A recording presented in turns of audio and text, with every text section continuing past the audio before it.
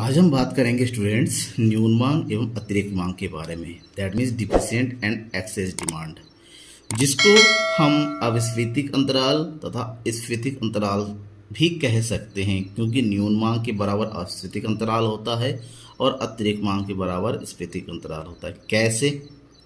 पूरे चित्र के साथ उदाहरण के साथ मैं आपको बताऊंगा। वीडियो को देखते रहिएगा लास्ट तक। चैप्टर नंबर 4 आय निर्धारण का एक इम्पॉर्टेंट टॉपिक है, समष्टि अर्थशास्त्र का वीडियो नंबर 19। मैं हूं नकुल सर और आप देख रहे हैं the economics Guru and Dhali. Subscribe नहीं किया है तो सब्सक्राइब जरूर कीजिएगा, शेयर कीजिएगा, लाइक कीजिएगा और अपने डाउट्स को कमेंट जरूर कीजिएगा।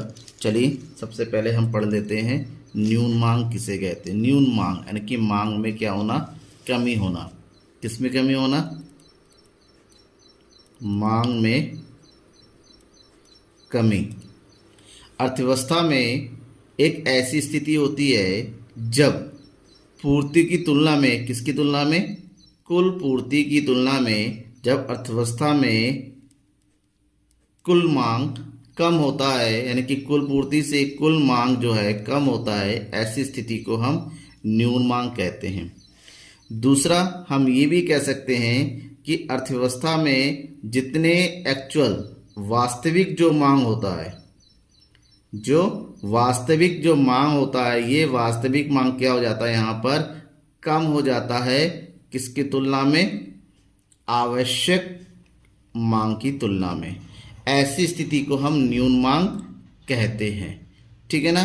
तो सिंपल से स्टेटमेंट में आप समझ सकते हैं कि न्यून मांग वह दशा है जिसमें अर्थव्यवस्था में सामूहिक मांग पूर्ण रोजगार के लिए आवश्यक सामूहिक पूर्ति से कम होती है। ठीक है ना? कि सामूहिक मांग जब सामूहिक पूर्ति से कम होती है, ऐसी सिचुएशन को हम न्यून मांग कहते हैं। ठीक है ना? पूर्ण रोजगार, आपने इससे पहले पूर्ण रोजगार स्तर का निर्धारण पढ़ा हुआ है। पूर्ण रोजगार स्तर का निर्धारण कैसे होता है? सबसे पहले हम जो है एक ग्राफ का सहारा लेते हैं इस तरीके से। ठीक है? यहाँ पर हम दर्शाएंगे किसको? आय को, और यहाँ पर दिखाएंगे हम कुल मांग और कुल पूर्ति को, एडीएन एएस को। ठीक है? ये हो गया हमारा। अब इस ग्राफ में अगर हम दर्शाते हैं तो सबसे पहले अगर एएस को दिखाया जाए, वो किस तरह से होता है? ये होता है हमारा एएस। ठीक है ना? और ये होता है हमारा एडी। अब कहा ये जाता है कि जिस बिंदु पर एडी और एएस बराबर होता है, वो बिंदु हमारा, यानी कि ये जो बिंदु होता है इक्विलिब्रियम पॉइंट, ये वाला बिंदु हमारा क्या होता है? संतुलन बिंदु होता है। ठीक है ना? क्योंकि यहाँ पर हमारा क्या है? एडी बराबर एएस है।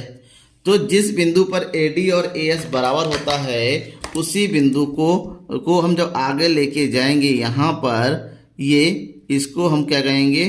पूर्ण रोजगार स्तर। दोनों आपस में बराबर है, किंतु एक ऐसी स्थिति हो जाती है कि हमारा एडी जितना चाहिए होता है अर्थव्यवस्था में, उसकी तुलना में मांग क्या हो जाती है? कम हो जाती है, नीचे हो जाती है। यानी कि अगर जहां पर संतुलन होना चाहिए, संतुलन की स्थिति अगर उससे पहले बन जाए, दैट मीन्स एडी1 जितना होना चाहिए उससे अगर नीचे संतुलन अगर यहाँ पर बन जाता है, यानी कि ये वाला बिंदु हमारा ये होना चाहिए, लेकिन हमारा संतुलन बिंदु कहाँ बन रहा है? यहाँ पर बन रहा है। तो यहाँ पर हमारा जब एडी और एएस बराबर हो रहा है, तो ये एक ऐसा सिचुएशन है कि जितना होना चाहिए उससे कम है। जब उससे कम होता है तो इस बिंदु को हम क्या बोलेंगे? अपूर्ण रोजगार स्तर। दैट मीन्स एक ऐसा सिचुएशन जहाँ पर एक्चुअल एडी से, जो आवश्यक एडी से एक्चुअल एडी हमारा क्या होता है? कम होता है। तो बीच में ये जो डिफरेंस आ जाता है, ये वाला डिफरेंस जो है, इस डिफरेंस को हम क्या बोलेंगे? न्यून मांग बोलेंगे।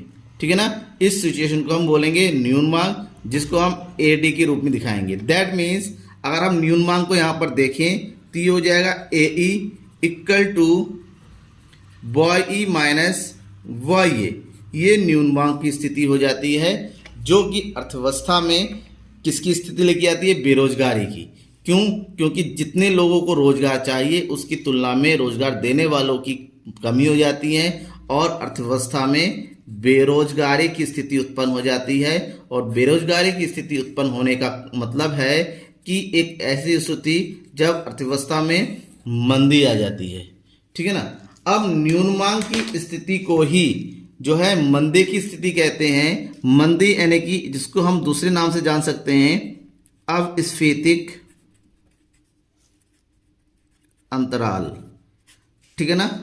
अस्फीतिक अंतराल मतलब क्या हुआ? अस्फीतिक अंतराल जिसको इंग्लिश में बोला जाता है डिफ्लेशनरी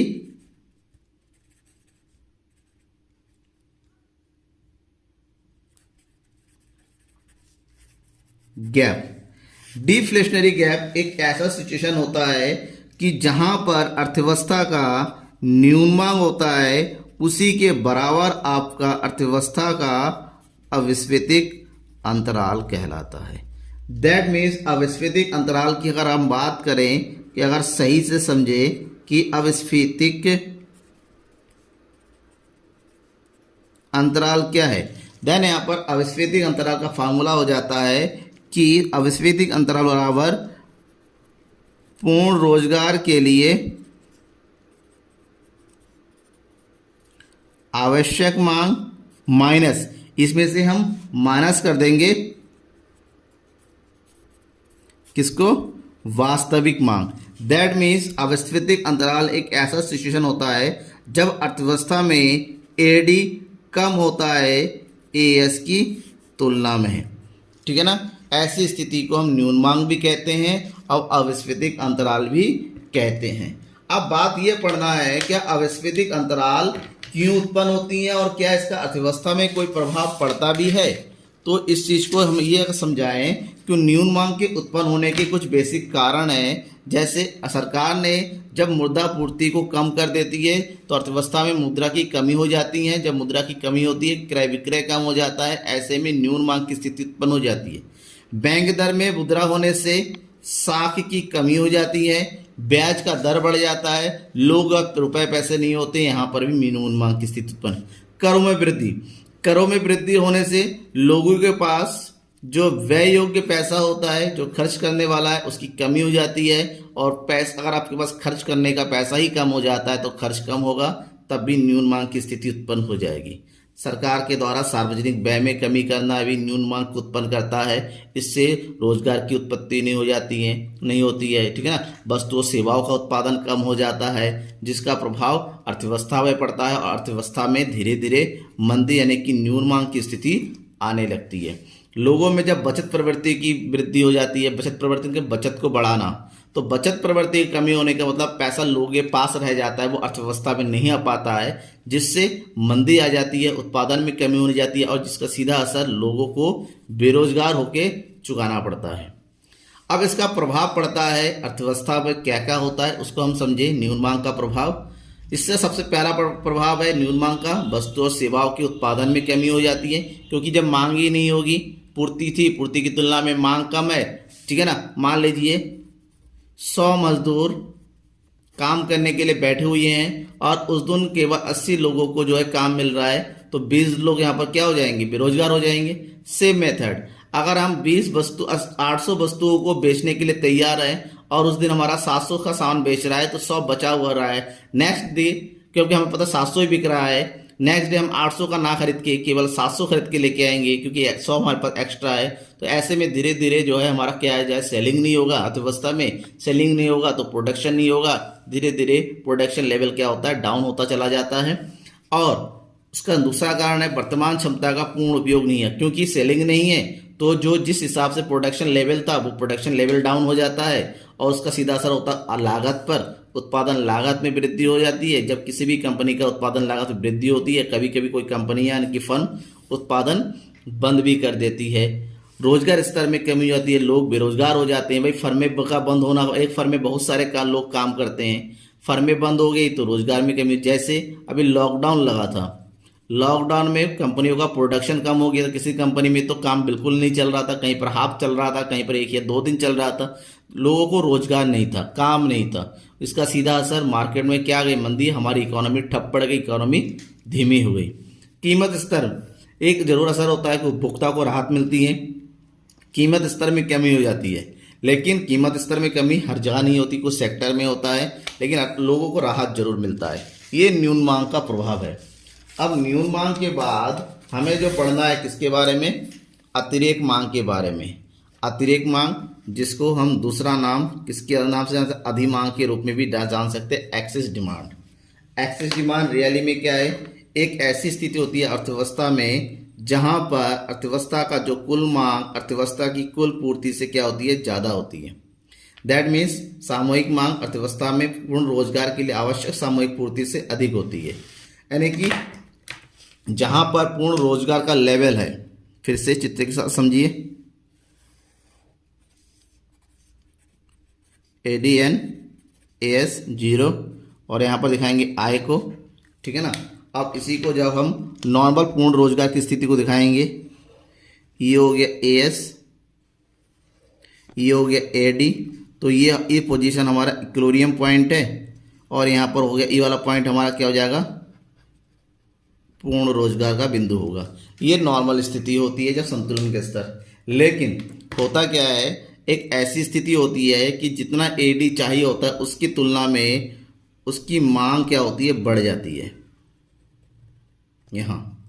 लेकिन हम सबको पता है कि अर्थव्यवस्था में जितना उत्पादन होता है उससे अधिक उत्पादन अल्पकाल में नहीं बढ़ सकता। जब उत्पादन में वृद्धि नहीं होती है, जैसे उत्पादन का जो लाइन होता है वो धीरे कहाँ हो जाता है, ऊपर की ओर बढ़ने लगता है, ठीक है ना, जस्ट लाइक दिस, ये ऐसे सीधा हो जाता है।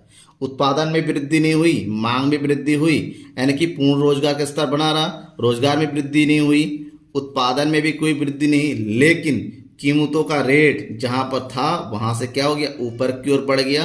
और ये जो सिचुएशन होता है, जो बीच में गैप हो गया, ठीक है ना, इस गैप को हम क्या बोलेंगे, अतिरेक मांग। और अतिरेक मांग का सबसे बड़ा प्रभाव क्या होता है अर्थव्यवस्था में, अतिरेक मांग होने से अर्थव्यवस्था में आ जाती है महंगाई। कैसे, मान लीजिए अड्डे में 100 मजदूर बैठे हुए हैं, यानी कि दैट इज सप्लाई AD, ठीक है ना, और उस दिन जो डिमांड है, मजदूरों की डिमांड कितनी होगी, 150 मजदूरों की हो गई। मजदूर कितने हैं, 100, डिमांड कितनी है, 150 मजदूरों की। ऐसे में 50 हमारे मजदूर क्या हो गए, एक्स्ट्रा डिमांड हो रही है। और ऐसे में अब यहाँ पर मजदूरी जो दर है, मजदूरी जो दर है वो बढ़ जाएगी, क्योंकि मजदूर तो बढ़ नहीं सकते, सप्लाई 100 की ही है, सप्लाई बढ़ेगी नहीं, तो ऐसे में जो है मजदूरी दर में क्या हो जाएगी, वृद्धि हो जाएगी। यानी कि जो कीमत स्तर है, कीमत स्तर में वृद्धि हो जाती है, और ऐसे में वस्तुओं के दाम बढ़ने लगते हैं, मजदूर की और अर्थव्यवस्था में महंगाई आ जाती है। इसी महंगाई की स्थिति को अर्थव्यवस्था में नाम दिया गया है स्फीतिक अंतराल। स्फीतिक अंतराल, दैट मीन्स इसको हम इंग्लिश में बोलते हैं इन्फ्लेशनरी गैप।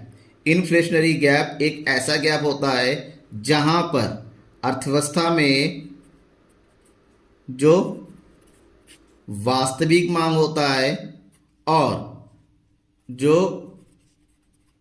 आवश्यक मांग होता है उसके बीच का अंतर होता है। दैट मीन्स यहाँ पर जो है हमारा AD ज़्यादा होता है AS से, और वहीं पर जो इन दोनों के बीच का अंतर होता है, दैट मीन्स हम यूँ कह सकते हैं AD माइनस AS, जो इन दोनों का अंतर होगा, इसी अंतर को हम स्फीतिक अंतराल के नाम से जाना जाता है। जैसे कि यहाँ पर इस ग्राफ में हम समझ सकते हैं कि जिस लेवल का हमारा पूर्ण रोजगार स्तर हो रहा है, रोजगार में वृद्धि नहीं हो रही, जबकि हमने ये देखा था कि न्यून मांग में कि जब मांग कम होती है तो रोजगार घट जाता है, लेकिन यहाँ पर बढ़ नहीं रहा है। क्यों? पूर्ण रोजगार का मतलब ये हुआ कि यहाँ पर उत्पादन इसी सीमा तक होना है, उससे ज़्यादा बढ़ नहीं सकते। तो जब उत्पादन में वृद्धि नहीं होती है तो वस्तु की कीमतों में वृद्धि होती, और कीमतों में वृद्धि होना ही स्फीतिक अंतराल, स्फीतिक स्थिति कहते हैं। अब हमें यह पढ़ना है कि आखिर ये होता क्यों है, ठीक है। अर्थव्यवस्था में अतिरेक मांग की स्थिति उत्पन्न क्यों होती है, इसका सबसे बड़ा कारण है सार्वजनिक व्ययों में वृद्धि करना। सार्वजनिक व्ययों में वृद्धि करने से क्या होता है, वस्तु और सेवाओं की मांग बढ़ने लगती है, लोगों के पास पैसा आने लगता है। करों में कमी, इससे व्यय योग्य जो पैसा होता है वो बढ़ जाता है। मुद्रा पूर्ति में वृद्धि होने से लोगों के पास पैसा आ जाता है। साख में विस्तार होता है तो कर्ज लोग उधार ज्यादा लेने लगते हैं। क्यों? क्योंकि उनका जो ब्याज दर होता है वो कम हो जाता है। लोगों में उपभोग प्रवृत्ति में वृद्धि होने से भी अतिरिक्त मांग की स्थिति उत्पन्न हो जाती है। और इन सब का असर ये होता है, प्रभाव ये पड़ता है कि वस्तु और सेवाओं के कीमतों में वृद्धि हो जाती है, यानी कि अर्थव्यवस्था में महंगाई की स्थिति हो जाती है। उत्पादन में कोई वृद्धि नहीं होती कि उत्पादन ऑलरेडी अपने मैक्सिमम पॉइंट तक पहुंच चुका होता है।